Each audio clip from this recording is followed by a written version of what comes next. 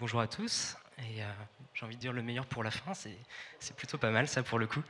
Donc en effet, Charlotte, Raphaël et moi, on va vous partager notre roadmap produit au sein de l'équipe infrastructure qui représente à la fois les équipes storage, les équipes serveurs dédiés bien sûr, et les équipes network security. Donc avant toute chose, l'idée aussi de cette présentation, c'était déjà de nous représenter. Je suis Antonin Good, Product Marketing Manager dans l'univers Bar Metal, et notamment sur les technologies storage et network. Je vous laisserai vous présenter tout à l'heure. Donc on va voir quatre points. Et tout d'abord, déjà, vous repositionner un petit peu dans cette journey, ce voyage qu'on est en train d'exprimer depuis tout à l'heure, et notamment cette notion de lift and shift, cette notion de migration que Thierry avait commencé à partager tout à l'heure, qui a été ensuite abordée dans les différentes présentations de la journée. Et pour cela, on souhaitait vous partager et illustrer ces éléments avec quelques chiffres. Quand on parle de scénario de migration, peut-être la deuxième question qui suit dans une stratégie Move to Cloud, c'est quelle est la plateforme, quels sont les outils les plus adaptés, ou en tout cas ceux qui vont me permettre d'accélérer cette stratégie. Et adossé à cette réflexion, c'est le volume de données qui est associé à mes différents workloads. Et notamment, je pense que des études sur le phénomène d'accroissement des données, les volumes de plus en plus importants qui transitent sur les différents services, qu'ils soient des workloads traditionnels, des services SaaS, que ce soit autrement des services IoT ou de Edge Computing dont on a parlé aussi tout à l'heure, ces volumes sont très très importants. Juste pour vous donner un ordre d'idée, il y a quelques années, on identifiait, quand je dis il y a quelques années, c'était l'année dernière, pardon, on identifiait le volume de données associé d'ici 2025, associé à ces différents workloads, 10 fois supérieur à ce qu'ils pouvaient représenter avant 2016. Donc déjà, on se rend compte de cet accroissement très très important, et ça nous force également à nous reposer les questions de l'infrastructure associée, de notre capacité et des performances reliées à ces différents volumes de données en termes de traitement d'informations et en termes d'accès à l'information, et puis bien évidemment à notre capacité de stocker toutes ces données. Le deuxième point, finalement, est une bonne chose également, c'est différentes études qui ont pu être proposées ces derniers temps, c'est la réalité associée à cette volonté d'anticiper une migration totale ou partielle de nos workloads dans le cloud. Et cette information, elle est très très bien illustrée par ce zéro pointé que vous pouvez voir derrière moi, à savoir aucune société aujourd'hui n'a pas de plan de migration vers le cloud, qu'il soit, encore une fois, total ou partiel. C'est pertinent dans le sens où, même si le plan et cette volonté est en place, il peut y avoir encore quelques obstacles. Le full move to cloud peut être parfois un petit peu contrasté et difficile à mettre en place. On l'a vu au cours de la journée, les différents obstacles auxquels on peut être confronté. Mais aussi cette notion de réversibilité qui peut être une question récurrente, un obstacle que vous, en tant que client et intégrateur, vous pouvez aussi être confronté. Et donc, cette nécessité de simplifier, de rendre disponible et d'assurer la réversibilité et l'interopérabilité des outils. Et puis enfin, ça c'est un élément qu'on a changé il y a très peu de temps. Vous nous auriez posé la question il y a moins de 2 ans, on vous aurait parlé d'un chiffre aux alentours de 20% des workloads dits enterprise qui aujourd'hui sont exécutés dans le cloud. C'est aussi un facteur plutôt rassurant, c'est de se dire qu'on s'oriente vers plus de 50% des workloads dits enterprise qui seront aujourd'hui en exécution dans le cloud d'ici la fin de l'année. Donc vous voyez, à la fois quelques obstacles encore récurrents, encore présents, mais aussi cette volonté qui est inscrite et qui s'illustre de manière assez claire.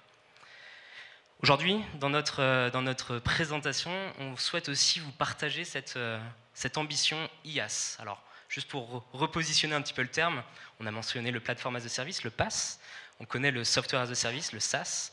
L'IaaS, c'est juste après l'on-prem, c'est le fait de partager ou de laisser un acteur tiers la gestion et la mise à disposition de briques élémentaires de calcul, de serveurs, donc des serveurs qui ont cette capacité à manipuler et à interpréter les informations, des services de stockage et des services ou des fonctionnalités réseau et sécurité.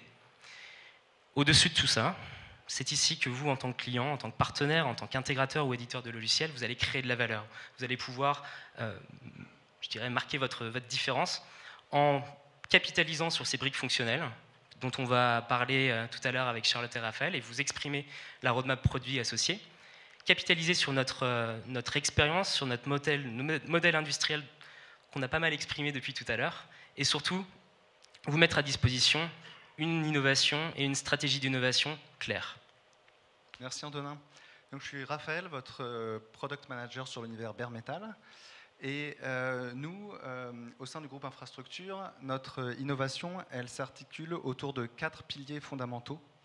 La première chose qui nous préoccupe le plus, celle qui nous fait lever le matin, c'est de vous fournir les meilleures briques de services d'infrastructure, c'est-à-dire les briques fondamentales sur lesquelles vous allez asseoir vos architectures et produire vos services.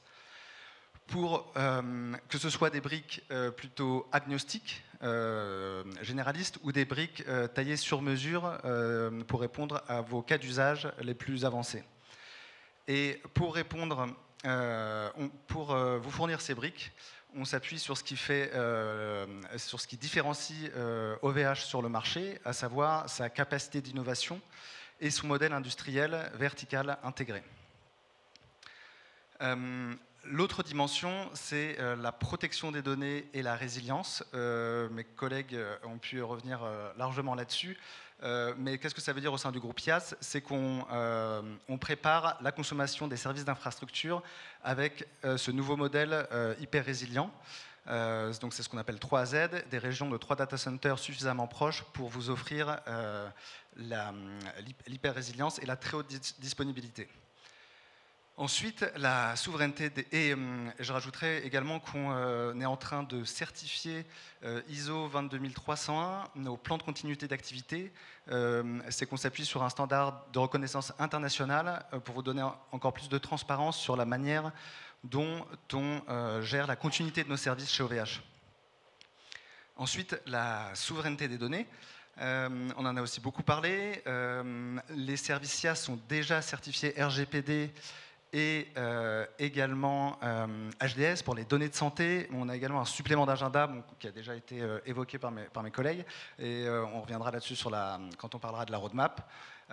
Et le dernier volet, c'est l'hybrid cloud. Notre innovation, elle est guidée par ce souci de produire et de concevoir des services qui soient ouverts.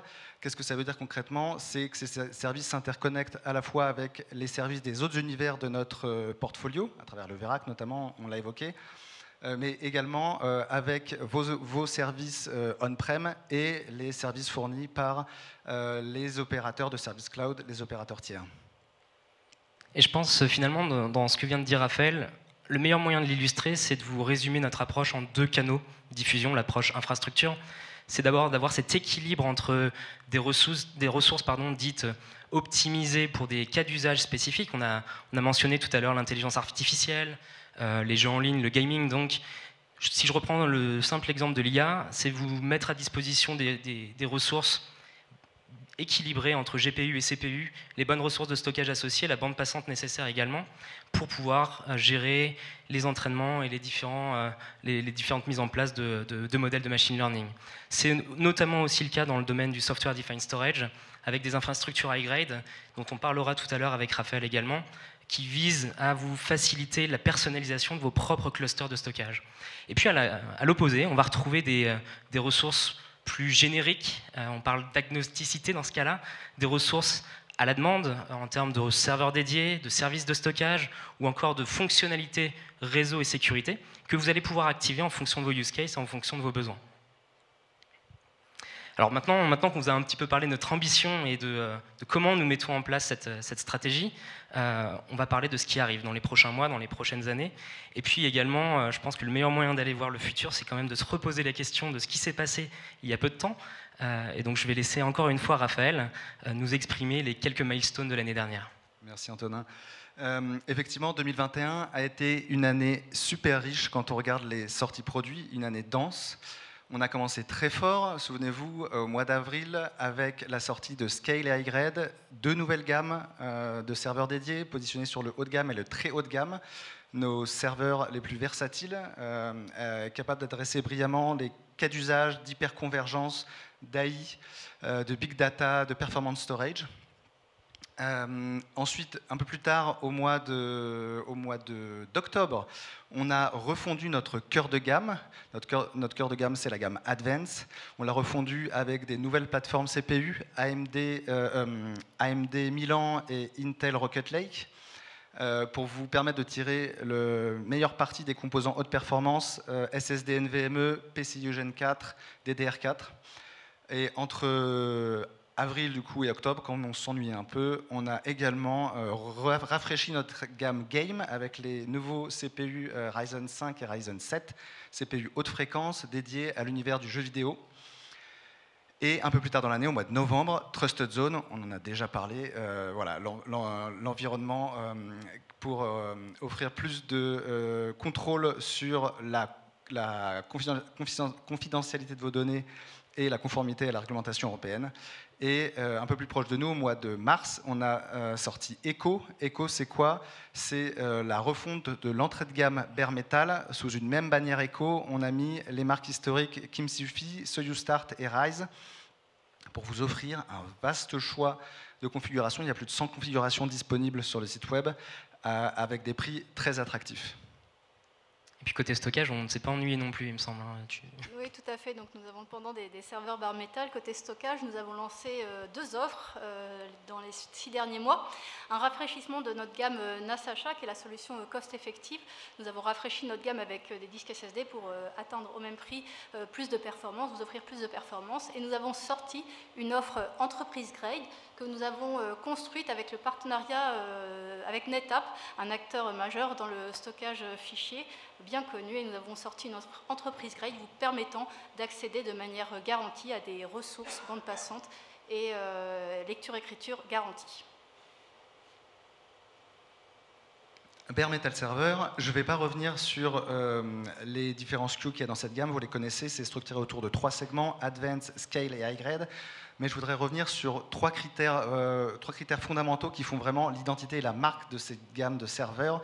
C'est la résilience, l'engagement de service et également la connectivité réseau. La résilience parce que sur Advance, la connectivité, elle est redondée avec 2 cartes réseau. Sur Scale et High Grade, on s'appuie sur 4 cartes réseau. Il y a également une redondance d'alimentation sur Scale et High Grade.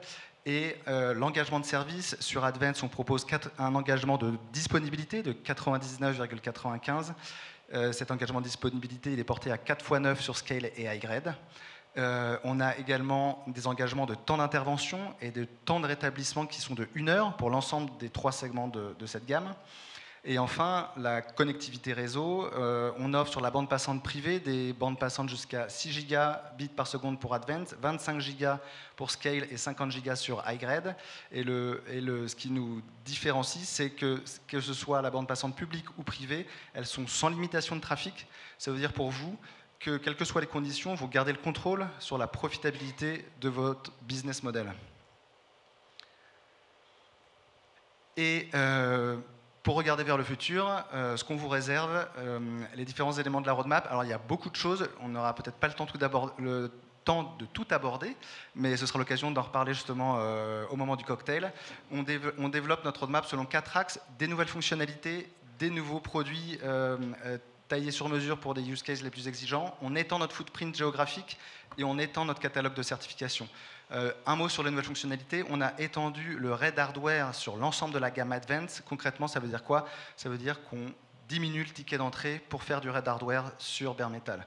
Ensuite, on prépare la mise sur le marché incessamment sous peu d'un nouveau SKU dans la gamme Advance, la DV6, avec un CPU Intel Ice Lake et une enclave sécurisée de 64 gigaoctets qui vous permettra de construire vos plateformes de confidential computing. On prépare un HDR Store 1 avec une densité de stockage de 1400 téraoctets, c'est 3 fois plus que le Store 1 qu'on propose aujourd'hui. Le meilleur pour la fin, une nouvelle gamme de GPU, donc pas juste un serveur, une gamme complète pour couvrir des cas d'usage vraiment variés, comme le disait Hubert tout à l'heure, avec un entrée de gamme avec un petit nombre de cœurs CPU par exemple, pour couvrir des cas d'usage qui vont du VDI à l'AI inférence en passant par le cloud gaming. Pour les nouvelles géographies, on en a déjà parlé. Deuxième DC en Allemagne, nouveau DC en Inde, juste un nouveau marché. Et on a mis à jour notre gamme Game en APAC, elle est déjà disponible. Et on prépare l'arrivée de la gamme Advance, telle que vous la connaissez en Europe, mais cette fois pour la région APAC, Sydney-Singapour. Et les certifications, je ne reviens pas dessus, je pense qu'on les a bien abordées. Donc SAP, Secnum Cloud. Secnum Cloud, voilà, Secnum Cloud est à l'agenda, c'est quelque chose qu'on prépare. Alors, on avait une petite question entre-temps pour avoir une petite étude là dans la salle et en ligne de quelle est l'hétérogénéité et quel type de serveur bare metal vous êtes amené à consommer aujourd'hui. Donc, on va essayer de le voir en temps réel. Vous êtes peut-être amené à en utiliser plusieurs.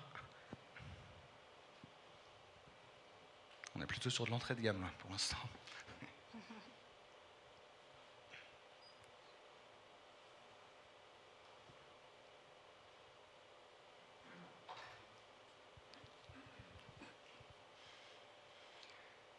Après, sur le haut de gamme Scale et high grade pour bare metal, c'est des serveurs qui sont consommés au sein d'infrastructures plus complexes et qui vont aller chercher aussi des serveurs bare metal advanced, mais aussi d'autres services au sein des autres univers de notre portfolio. Donc, Ok, on va peut-être repasser sur la présentation et on va laisser la parole à Charlotte pour la partie stockage. Merci Antonin. Donc on va poursuivre l'histoire autour du stockage avec les équipes de stockage. On a l'ambition de rendre unifié l'accès à nos technologies et à nos attributs de données. Donc nos technologies, on va les retrouver à travers nos gammes, nos familles de stockage qui vont être l'object storage, le file, le bloc ou l'archive. Et on va porter un intérêt très fort à développer les tiers de stockage, à développer les technologies pour répondre aux besoins. Que vous allez voir à travers donc, notre portfolio de services. Donc, ces technologies, on va les développer à travers des partenariats, en sélectionnant les meilleures technologies ou les partenaires du marché. Donc, à travers des partenariats, comme on l'a fait avec NetApp, pour fournir une classe de stockage fichier entreprise grade, avec de la garantie de performance et de la haute disponibilité. En embrassant les standards du marché, sur l'object storage, S3 a été adopté par le marché, donc on a décliné notre gamme de stockage objet avec une solution très largement compatible S3 et on va poursuivre ces technologies donc par notre roadmap bare metal parce qu'on a une intégration verticale et la maîtrise de nos serveurs, également par des acquisitions pour apporter de meilleures technologies. Je pense à Extend qui va nous permettre de sortir cette année une offre block storage low latency pour des cas d'usage spécifiques qui ont besoin d'une latence très faible. Ou il y a quelques temps, l'acquisition d'OpenIO qui nous permet de renouveler cette année l'ensemble de notre gamme de stockage et avoir des classes de stockage extrêmement intéressantes par cas d'usage.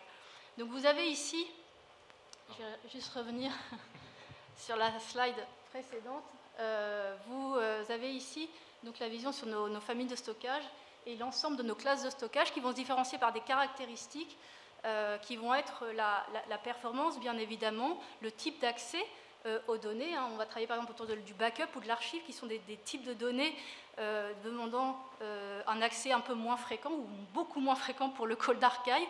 On va travailler la performance, je l'ai dit, et bien sûr le ratio prix-performance puisqu'on a une ambition d'offrir des solutions de stockage les moins chères du marché. Donc, quand nous sortons des nouvelles gammes de stockage, des nouveaux tiers de stockage, pour cet ensemble de tiers de stockage, on va respecter nos 4 piliers. La première, c'est de simplifier l'accès aux données. Donc, on va utiliser des standards du marché et des API. Toutes nos offres de stockage sont accessibles par API et par des standards NFS et IFS pour le file storage du S3. Le cost effectif, dont j'en ai parlé, on a une intégration verticale, la maîtrise de toute la chaîne qui nous permet déjà d'anticiper les ruptures technologiques et d'offrir en avance de phase les meilleurs ratios perf-prix, donc être cost effective. Et une donnée aussi très importante pour nous, c'est la lecture de la facture à la fin du mois, la prédictivité de la facture. Et sur toutes nos classes de stockage objets que nous lançons cette année, High Performance qui est sorti en février par exemple, nous intégrons le coût de la bande passante entrante mais également sortante vers les serveurs d'OVH dans ces nouvelles classes de stockage. Le troisième pilier, c'est le chemin vers l'entreprise grade. nous avons écouté, nous connaissons donc les requirements demandés par les entreprises et nous y travaillons. Nous avons lancé la semaine dernière l'encryption sur la classe de stockage objet. Nous travaillons à rendre nos filers accessibles via le VERAC avec le service VERAC Endpoint qui rentrera en bêta-test au mois d'octobre. Donc je vous invite à suivre cette actualité, à vous inscrire à ces bêta-tests. Et nous avons lancé la gamme Entreprise File Storage qui a de la garantie de SLO. Et on continue avec cet axe-là pour rendre Enterprise Grade l'ensemble de solutions de stockage. Et le quatrième pilier qui est important, c'est l'optimisation de la data. Donc Antonin l'a dit, hein, les volumes de données, ils grandissent, ils grandissent, ils grandissent. Et il faut optimiser cette gestion, pouvoir déplacer la donnée d'une classe de stockage à une autre en fonction des usages. Il ne faut pas laisser toute la donnée sur du chaud. Il faut la protéger, donc la doubler, voire la tripler sur du froid, du cold archive. Et donc on va travailler, on lance des options pour faire la réplication asynchrone de nos classes de stockage objets. Pour des outils on va alimenter l'interfaçage avec les outils de DRP et de backup. On parlait de vManage Backup par exemple, qui va bien sûr bénéficier de nos solutions de stockage pour backuper la donnée et voir l'archiver sur nos solutions de stockage. Voilà. Donc un petit questionnaire pour votre avis. Alors quelle est la technologie de stockage que vous utilisez? C'est un peu une question piège parce que je ne sais pas si vous avez la possibilité de sélectionner plusieurs technologies. Si, c'est bon. Oui, c'est possible. Parce que c'est assez rare d'utiliser qu'une seule technologie. Et je vous conseille, je vous recommande justement d'utiliser le catalogue entier. C'est pour ça qu'on sort de plus en plus de classes de stockage. Donc oui, c'est réparti. On devrait avoir quelque chose d'assez équilibré pour le coup. Il n'y a pas de surprise. Donc traditionnellement, on avait beaucoup de clients public cloud qui consommaient de l'object storage ou du block storage. On avait des clients bare metal qui consommaient du file storage pour externaliser son stockage et rendre plus résilient son infrastructure. Et évidemment, avec l'évolution de ces infrastructures, on voit aujourd'hui de plus en plus un mix de ces technologies par type d'usage. Merci pour votre participation. On va repasser peut-être cette fois-ci parler de ce qui arrive sur la partie stockage. Et c'est à moi surtout d'avancer, excusez-moi. Tout à fait. Donc, on a une roadmap assez intense cette année en stockage. On a sorti 2 classes de stockage file en rafraîchissant notre gamme NAS sur des disques SSD pour apporter plus de performance. On a sorti l'offre Enterprise Grade, Enterprise File Storage basée sur NetApp, déployée sur 3 régions. On va poursuivre sur le file storage en sortant au mois de juin des nouveaux paliers de stockage allant jusqu'à des paliers de 144 terabytes.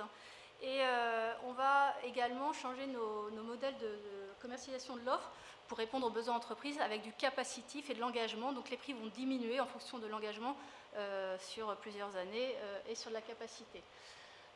En object storage, on a également une activité très importante. On a sorti au mois de février une classe de stockage high performance pour des besoins d'applicatifs qui ont besoin d'écrire, lire beaucoup de données rapidement, un accès au first byte performant.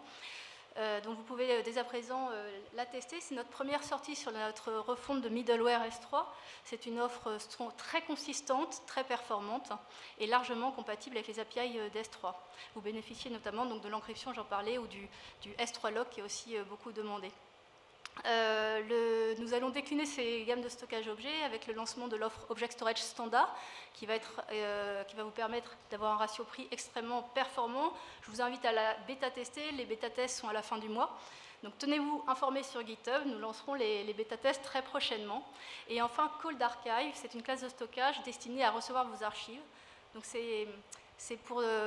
on voit de plus en plus de besoins de plans d'archivage pour des raisons légales, pour des raisons de sécuriser les données. Donc vous faites un set de données, vous allez l'envoyer. Cette classe de stockage, elle va être sauvegardée sur 4 data centers espacés de 200 km. Donc un ratio prix-résilience extrêmement performant sur le marché. Nous bénéficions de la technologie Tape. On consomme peu, on prend de carbone faible sur cette classe de stockage. Elle est dès à présent en alpha test. Vous pouvez aller sur notre page de lab et vous inscrire pour l'alpha tester. Vos retours sont les bienvenus. Enfin, on poursuit la roadmap sur la résilience. Donc, La sécurité des données, le Vera Endpoint rentrera en bêta test au mois d'octobre pour consommer les filers avec une IP privée. Et nous poursuivrons avec des outils de data réplication, des backups, des options granulaires pour gérer vos backups, des plans de DRP et du lifecycle pour optimiser la donnée, donc permettre de passer vos données d'une classe de stockage à une autre. Donc voilà, on vient de passer finalement de la partie compute propre au serveur dédié, la partie stockage, et on va aborder maintenant cette notion de, je dirais presque qu'il y a la colonne vertébrale un petit peu de notre infrastructure, la partie réseau, pas pour rien qu'on l'appelle aussi backbone justement. On l'a vu ce matin avec Thierry, il y a une volonté, il y a eu tout un travail R&D pour pouvoir repenser et redesigner cette infrastructure globale je dirais, et notamment pour pouvoir repenser la façon dont on met à disposition et la façon dont on consomme le réseau. Alors en termes de performance, en termes de disponibilité, mais également en termes de sécurité et donc je dirais des débits et des bandes passantes associées. Cela se traduit par plusieurs innovations. La question était tout à l'heure pour l'équipe Hosted Private Cloud. Il y a quelques réponses qui sont présentes sur ce slide également.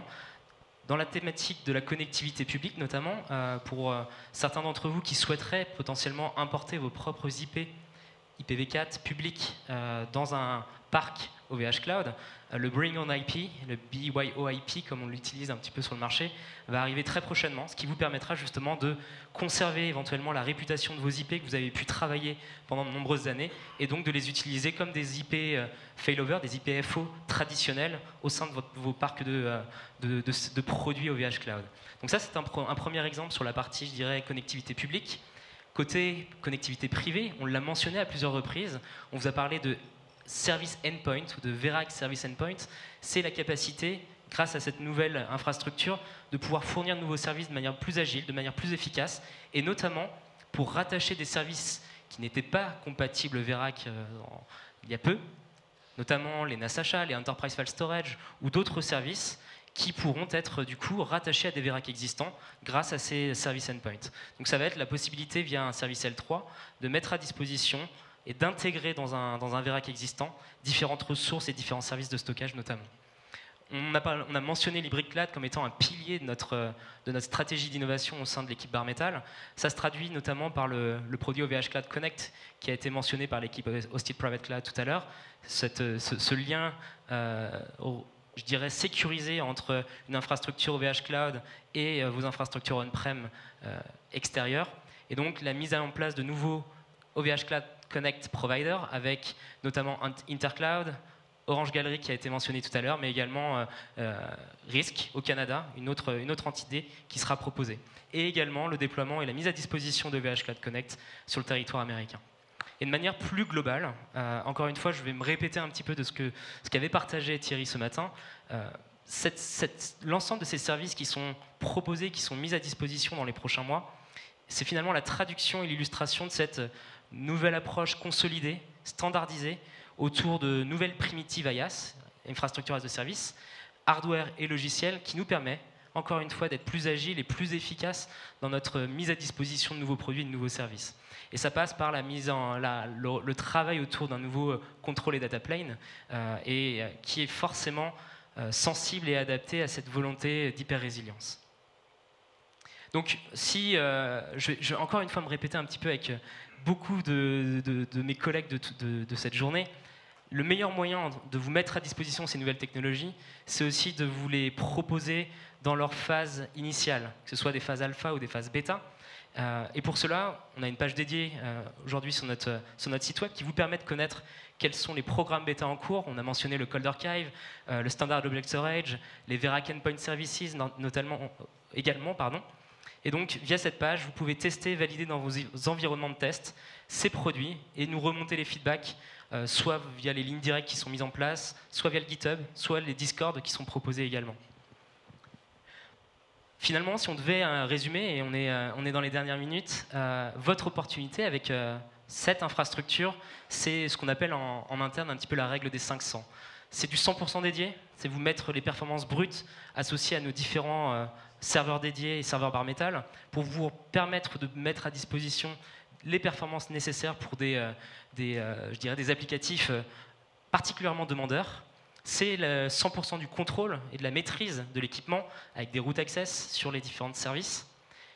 100% de personnalisation également.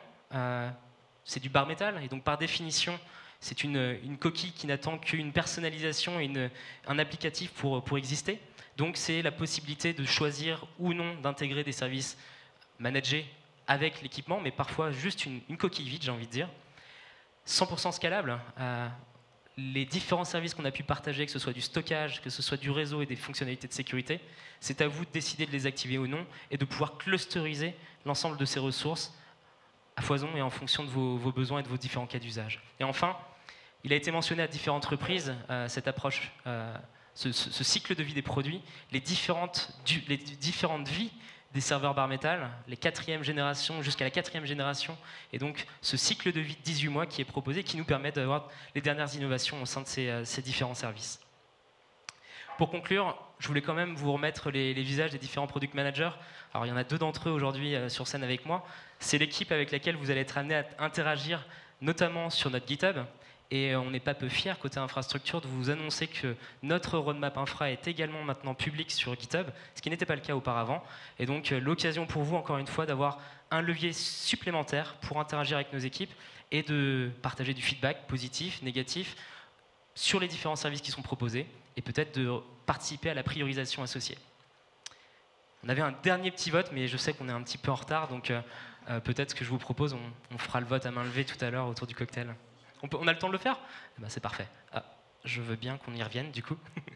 Et c'est une petite blague par rapport à tout ce qu'on vous dit depuis tout à l'heure. Alors, qui êtes-vous déjà présent sur le projet GitHub et sur les roadmaps associés ?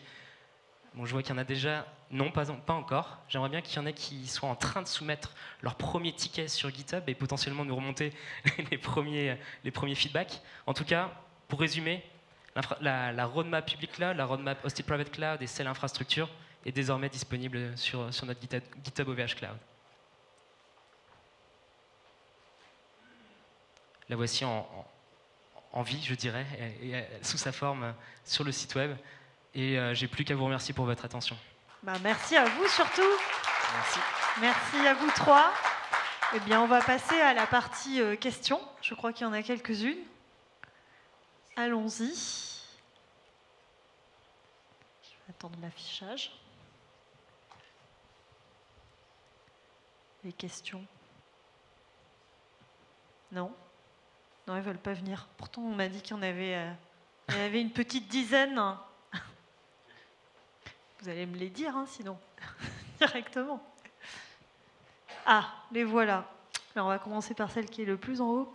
Quelles sont les différences et avantages de la solution NetApp versus NASASHA que nous utilisons actuellement ? Notre spécialiste. Bien, Charlotte. La solution NetApp va offrir une garantie en performance et en bande passante, donc en performance 4000 IOPS par Tera. Donc plus vous consommez, plus vous avez accès à des performances garanties, 64 mégabits par seconde aussi par terabyte. Et on est sur une architecture actif-actif, c'est-à-dire hautement highly available lors d'une bascule de tête, ce qui arrive dans la vie d'un serveur. Il n'y a aucune interruption de données puisque le service bascule automatiquement et immédiatement sur l'autre tête. Donc, on a un service achat. Quelles sont les différences entre les serveurs Soyuz Start ou Kimsufi et ceux vendus sur le site OVH Cloud ? Eh bien, il n'y a pas de différence. Dans l'immédiat, on a rassemblé sous la même bannière Echo ces marques historiques. Donc il n'y a pas de différence, c'est les mêmes serveurs, c'est les mêmes références. Il faut savoir qu'à terme, aujourd'hui, vous pouvez les consommer sur les pages historiques et sur la page Echo. À terme, on va fermer les pages historiques.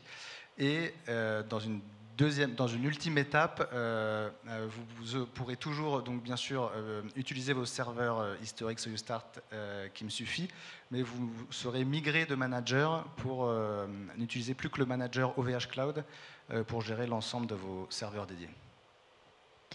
Vous avez mentionné le fait de pouvoir bientôt importer nos propres IPv4 publics. Pour quand est prévu ce service ?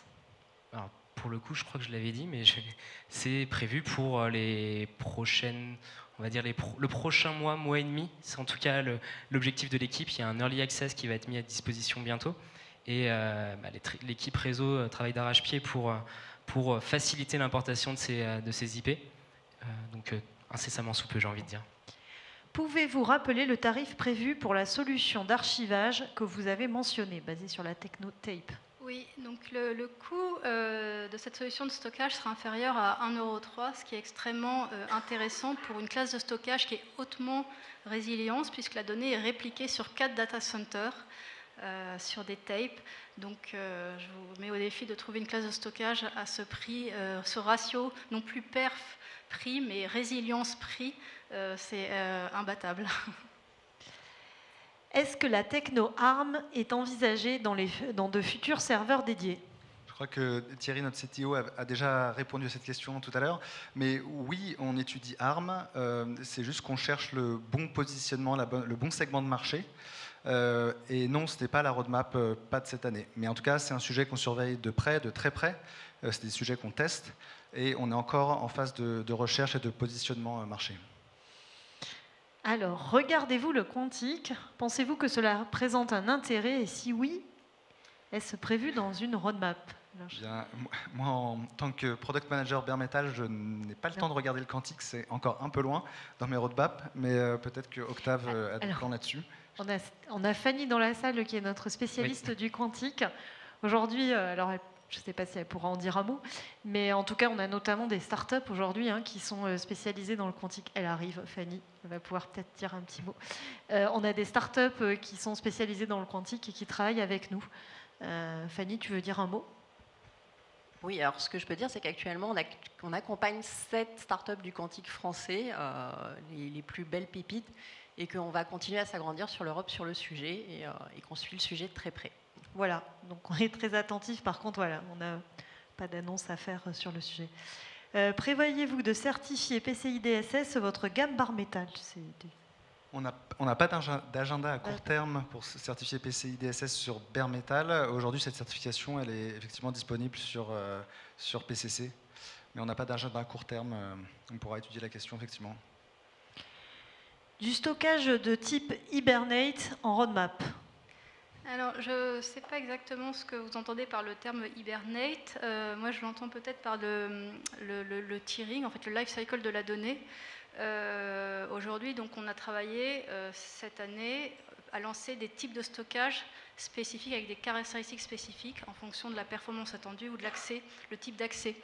On sortira dans l'année des options de life cycle pour permettre de déplacer, de supprimer des données avec des paramètres de temps, des règles que vous pourrez setter dans un premier temps. La première sortie, ce sera du lifecycle à paramétrer, et ensuite du lifecycle intelligent qui permettra de déplacer de la donnée qui n'est pas utilisée et qui va hiberner dans des classes de stockage plus froids destinées à réduire les factures. Donc si c'est ce dont vous parlez ici, c'est un roadmap, une première partie de lifecycle statique, des règles à paramétrer, et en deuxième temps, mais ce sera dans les 18 mois, du lifecycle intelligent. Quel type de stockage sera offert pour les stretch clusters HPC? Est-ce qu'on peut demander peut-être à Hubert de venir nous le joker?